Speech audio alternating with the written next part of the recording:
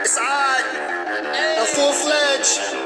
Oh, y'all know this gonna be nice. It's gonna be fire. Music in minor. Good evening, everyone. Welcome out once again to this. It's Raps. And of course, I'm your host, YouTuber, signing off limited.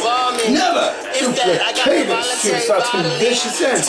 We're gonna go over Raw this week. It was in the ThunderDome. Man, I really can't wait until July when they wind up going out on tour. That way I could say it's in this city or that city again. I miss saying that. I miss saying it was in this town or that town immensely. Now, before we get into that, couple big news notes do want to highlight over the course of the past week from the time of last week's show. A lot of cuts wound up getting made in WWE. Most notably, Drake Witz, the NXT ref, who a lot of people saw and gave him shit, all rightfully for, talking about on how COVID's a big hoax for child trafficking and that shit. Fuck that. As well as Velveteen Dream. Now, as of the day of this recording, Velveteen Dream himself put out an official statement explaining everything that transpired. And again, I'm not going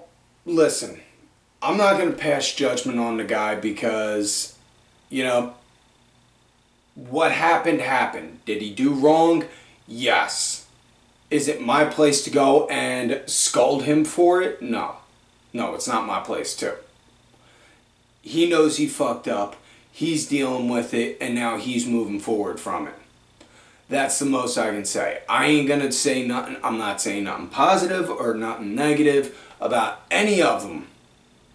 All I'm saying is, honestly, I hope for nothing but the best. One thing though, I will say that did kind of confuse me and made me had me sitting there thinking, you know, they did all these cuts, but you look back,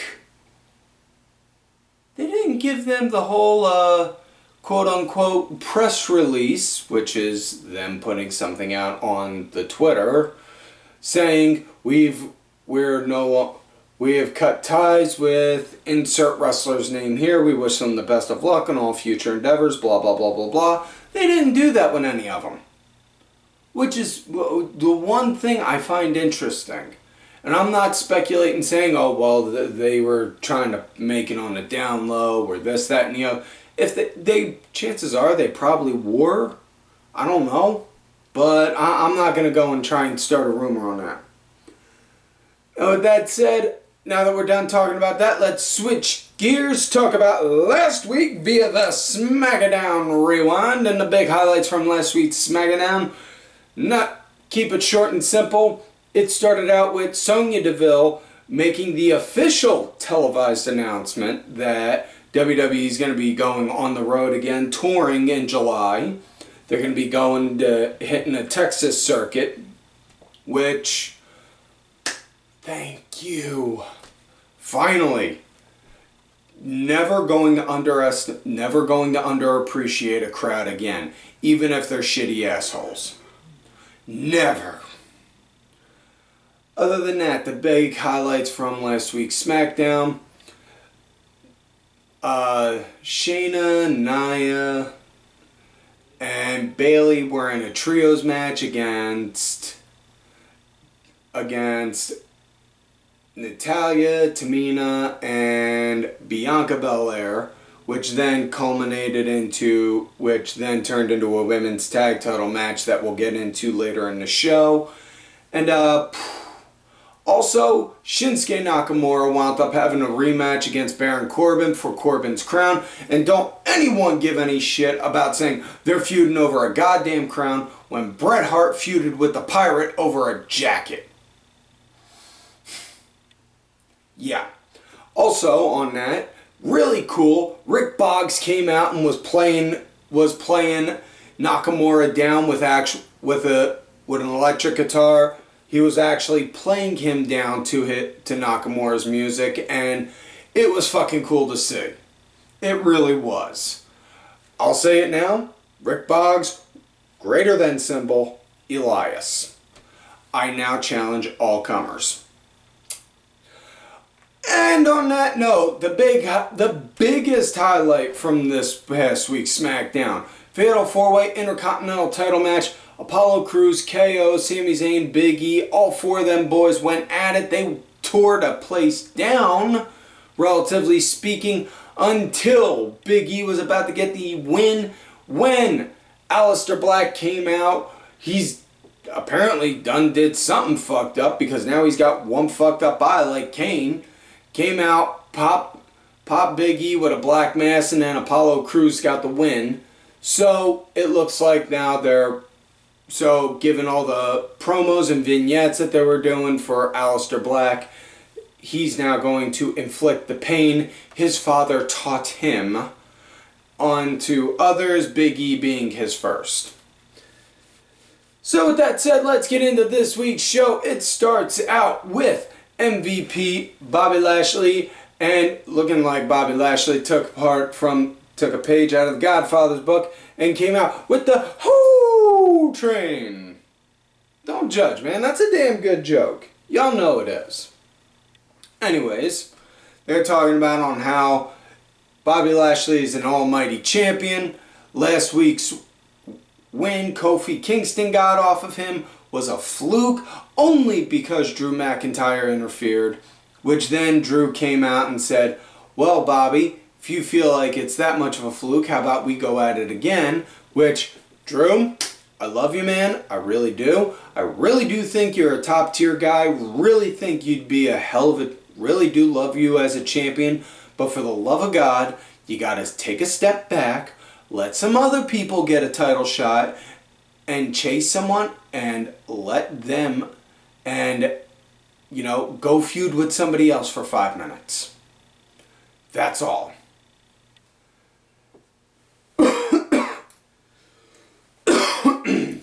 Excuse me. And as Drew was doing that, out came Kofi. He was like, oh, whoa, Drew, listen, man, listen. I appreciate what you did last week. I appreciate that, man. I do. But I didn't need you. I had him. I could do it. In fact, not only could I beat him, I know I could beat you. Excuse me. See? There we go. And then out comes Adam Pearce making an official match. Drew versus Kofi. The winner faces the almighty Bobby Lashley at Hell in a Cell, which is coming up in June, which threw a lot of people off because WWE's reworking their pay-per-view schedule. Just from my personal view and way of thinking, what I think, how and why I think they're rearranging the schedule is because, well, they're starting to get back on the road again. And let's just say it, and I'm plucking random names and cities out for example. Hell in a Cell is going to be next month in June. Now, Hell in a Cell is normally in October. Let's just say, for example, they're supposed to be in Detroit in October. And heaven forbid, Detroit gets really bad case numbers again, and it skyrockets, and then Detroit's got to go into a lockdown. Well, fuck. Now what are we going to do? We had everything set to go there. So, alternate. They're rearranging the stuff. Hell in a Cell is in October. Hell in a Cell is next month. Money in the Bank is after that. Extreme Rules, I believe, is in October. And yeah. So yeah. It's still, I think the right way to say this. We're in a transition period now where we're starting to phase out of the post-pandemic. So we're going to have a lot of what the fucks as far as shows and schedules go. So, folks, invest into some ibuprofen, get a large cup of coffee, take them both down, and just sit back and wait for the inevitable migraine for when you say, what the fuck? moving on, now on to Drew versus Kofi. This was a good solid back and forth at the start. I dug the shit out of that. Drew was leading after the commercial break. You know, had a lot of good action in it. I dug the hell out of it. Now the match came to an end when McIntyre, he was down on the ground, outside of the ring, picking himself back up. Bobby Lashley and MVP were sitting over by the commentating table watching, and Kofi did a trust fall off the top rope. MVP was the smart one and got out the way. When Kofi did, he hit Drew. Drew hit Bobby Lashley. Bobby Lashley tumbled and fell over. Then they got back in the ring. Kofi did the SOS, was about to get the pin, went for the pin, 1, 2, and a kick out. And then, just as Kofi's shaking the cobwebs out, trying to figure out what to do next, Bobby Lashley and MVP come in, and they attack both men at the same time, thus throwing the match out. Double DQ, no solid winner. Later on in the show, Adam Pearce makes it official. There is a rematch next week between them both, with the stipulation MVP and Bobby Lashley cannot interfere in any way, shape, or form, or even come down ringside, lest they are suspended for 90 days without pay. Now, with that said, let's move on to the next match. It's women's action. Rhea Ripley going against, crazy enough to be considered one of my exes, Nikki Cross. Pretty sure I just felt the brain duster for that joke. Now, this came to be because it was a little backstage promo, and then Nikki Cross it was a little backstage promo between Rhea and Charlotte, them two going back and forth for a minute. And then Nikki Cross kind of interjected herself saying, well, you know, I could be either one of you. I could beat you, Charlotte, in 2 minutes. It's like, Nikki, if I didn't have a match tonight, I'd take you up on that. Rhea, though, you're free. Why don't you take her up on it? All right, you're on. So, Rhea, it's a beat the clock challenge.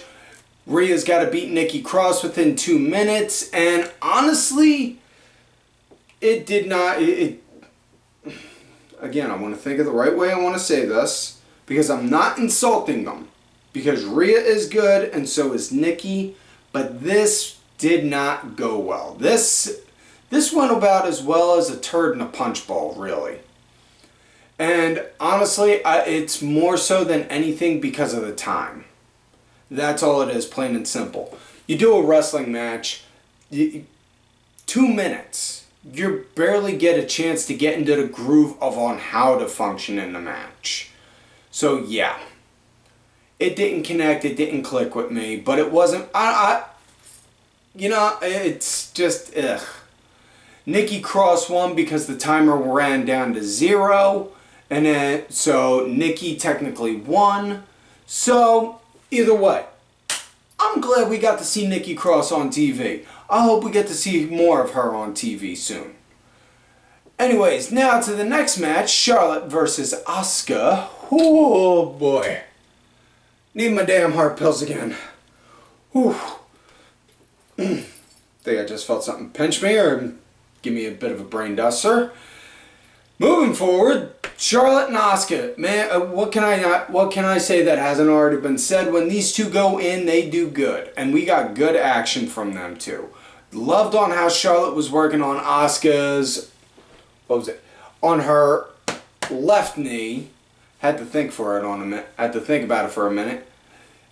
She was working on Asuka's left knee. Asuka really worked with that too, because I was watching, not because of looking to pick it apart, but more so just like wanting to be a student, just like a student, like, okay, I want to see on how you work with this. But she didn't really do any strikes or moves with the bad knee. She would go and hold it up and balance herself if she was hitting a kick, which, okay, anyone who's gotten hurt, a bum knee, bad hip, busted foot, yeah, you'll hold yourself up for a second or two. It may hurt like hell when you come down, but you'll do it. But it was a damn good match. I dug the shit out of it. Lots of good back and forth. I loved it. Charlotte got the win because it was Asuka went for the Asuka lock. Charlotte flipped herself over, countered it. Shades of Rowdy Piper, Bret Hart, and got the 1, 2, 3. Later on, they officially announced Charlotte's going to go against Rhea again at Hell in a Cell for the title. So, yeah. Next up, we got Shelton Benjamin versus Cedric Alexander. Before the match even started, Cedric cut a promo on Shelton talking about on how he's past his prime, he's over, he's out, he's done for, this, that, and the other, while Cedric is in his prime. He's prime Alexander, you know. He's got years and years and years left ahead of him. And anytime a wrestler ever says that, I always get the shit scared out of me, because all I can ever think is, you know, everyone thought Steve Austin had years and years and years left ahead of him, but then he broke his fucking neck. And he was on fucking borrowed time. I mean, goddamn. But either way, when the match finally came to, Shelton was leading really hot, really aggressive. Cedric did build up a bit of a comeback, and it was decent. Match came to an end, though, when Cedric wound up popping the neuralizer on Shelton Benjamin, got the 1, 2, 3, and all I can imagine is Mia Yim somewhere laughing her ass off hysterically like, you fucking lost. That's all I can imagine. Yeah. So next up, we got Riddle versus Xavier Woods, and this, I would dare say, was match of the fucking night. These two stole the goddamn show. There was no other way around it. You know? Really good grappling game with both of them. Woods brought his A game. This, and I've always loved Woods. But man, this just opened up my eyes to thinking now, why the fuck hasn't Woods gotten a singles title run? Why the fuck hasn't he gotten a singles title shot? Let him go and chase after the US title. Hell, if Kofi loses, let him chase for the world title. You know, just, seriously, man. This was a fucking stellar match. If you can find it anywhere, go and fucking watch it. Preferably after you're done watching this, of course. But yeah, this was a decent match, and the ending was something I did not expect. Riddle wound up, Riddle was going for the bro Derek.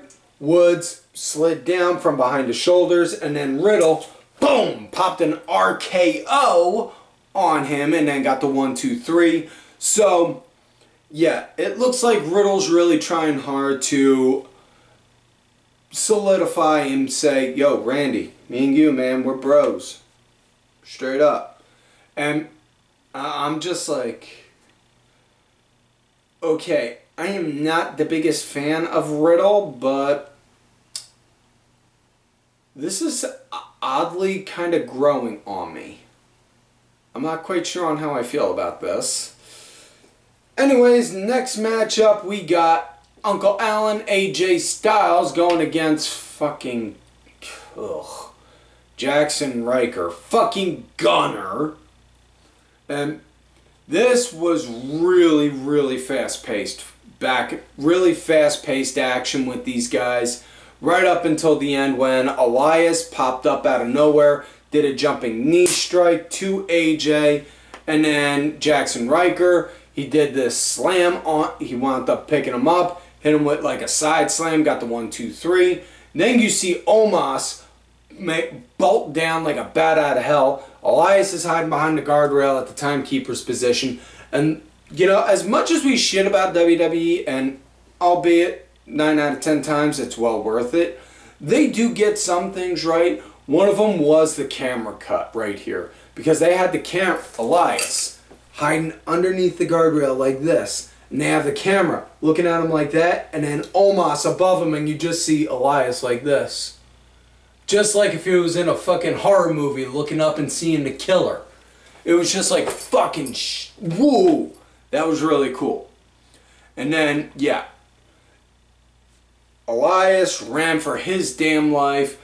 Omos caught him, spear checked him into the fucking LED board, and then was like, I am not gonna fuck with that boy. yeah. So next matchup we got Sheamus going against Humberto Carrillo again, and this a damn good match. Jimmy, he was powering early on. Humberto wound up closing out the match, and when I say closing out, as in he was leading the pace right up until the end. And the match came to an end when Sheamus wound up countering a move into like a schoolboy and had a handful of tights. 1, 2, 3, got the win. And then after that, he proceeded to start to beat the crap out of Humberto. And then Ricochet came in, jumped in, ran some interference, and beat the shit out. And then they both double-teamed Sheamus. And then that was that. So now we come to main event of the night. Women's tag title match. Natayla and Tamina going against Nia Jaxson, Shayna Baszler. And folks, I'm not going to lie. I am deadly scared right now. I am honest to goodness scared, because these are the end times. Nikki Cross was on TV, she got a win, and Natayla was on TV and was wearing something that was not pink and black. I am not kidding, these are the end times here. Did anyone check to see if there's 4 guys on horses riding around up there anywhere in the sky? Because I feel like we've seen some seals crack and hell is coming on to Earth now. Either way, before the match happened, Shayna Baszler wound up ripping into Reginald because of what happened last week, and then saying that if he shows himself down there, she's gonna go and beat the ungodly shit out of him. Paraphrasing, mind you. And so yeah. Now, Natayla, she was the punching bag for a little bit, and then Tamina was, and then Natty got the hot tag, and then it started going pretty decent, and this was a decent enough match. Now, here's the thing, and I've said this before plenty of times, the difference between Natayla and Shayna with their styles, with their grappling and submission styles. Natayla is built for form. Natayla is all about form and finesse and showing. Whereas Shayna, she's fucking beat down ugly. I don't care if it looks pretty. I'm here to beat the shit out of you, so I will do that to beat you the fuck up. Shayna's built for show. Shayna's built to go. Natalia's built for show. That's the best way I can put it. And man, this is a damn good match. I liked it. I thought it was damn good. It definitely was not Woods and Riddle, but it was damn good.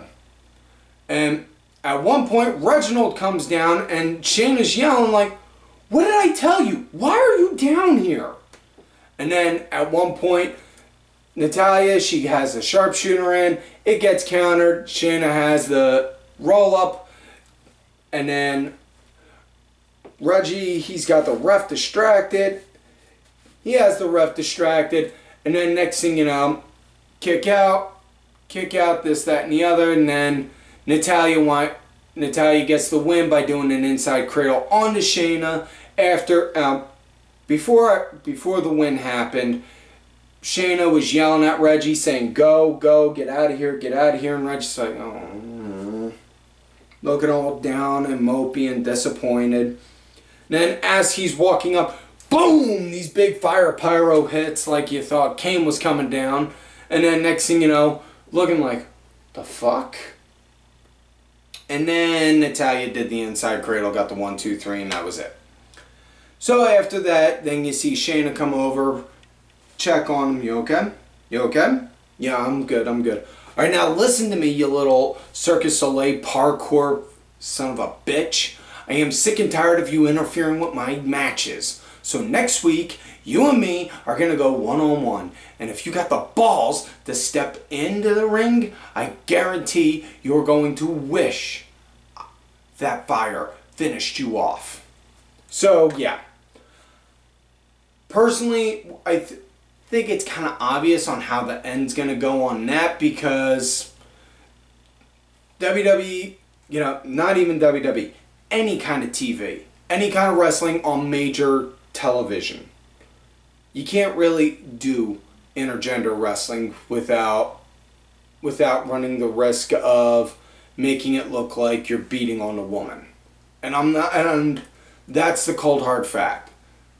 You know, there are some things in wrestling that you can do great on the independents that you can't transition into major TV. And then there's some things that you can do great on TV that you can't put on independents. Intergender wrestling, I like it. I'm all for it. However, from a business standpoint, marketing standpoint, you know, it would not go well because eventually, people that you're looking to sell ad times to are going to look back and see, oh my God, why did you have that big giant guy attack that small woman? Oh, no, you know what? I don't feel comfortable having our brand on your show. You know, you'll have things like that happen. That's all it is, plain and simple. So, yeah. With that said, that is it for this week's show, folks. So, please don't forget to like the video, subscribe to the channel, go back, watch some of the other episodes when you can. Look for me on the Twitter at Tim Vicious. Also on that Facebook gimmick, Tim Ash. If you're gonna look for me from my Facebook gimmick, let me know you found me on there from here. On my Twitter at Tim Vicious, Sonic Day, Creed Jones going. And thank you to executive producer of the show, Ollie Ray Ben, who did provide the music for this week's show. Make sure y'all check it out. It's on iTunes, Spotify, YouTube, all that good shit. Details are down below. Also, thank you to contributor to the show, LFC Lingerie Fighting Championship. There are a little bit of wrestling, a little bit of MMA, and a whole lot of attractive women wearing a little bit of nothing. Also, folks, don't forget to follow these cool ass cats right on the Twitter. Kenny Killer, DSV_RV, Diabolica RA, Sergeant Curry Panson's Does in your face. And folks, like I was telling you, let me great rate me. You might not be a legend, a veteran, homie, I am. Put 'em on a beat.